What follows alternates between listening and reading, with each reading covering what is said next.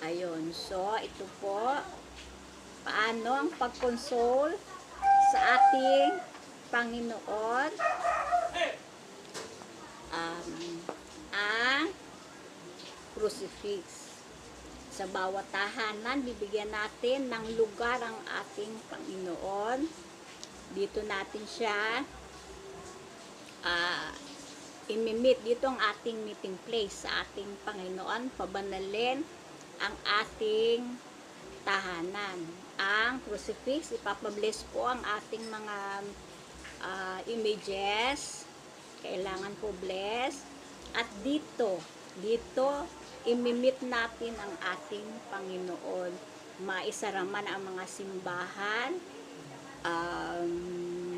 malayo man ang lugar, o kung hindi man tayo makarating dito sa crucifix, dito natin imimit ang ating Panginoon, ang ating meeting place. So dito ang pag-console. So papagmasdan po natin ang crucifix. Sa crucifix na andito ang sacred head.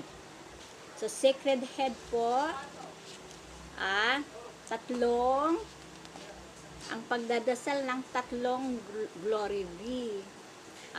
Divine will, divine understanding, at divine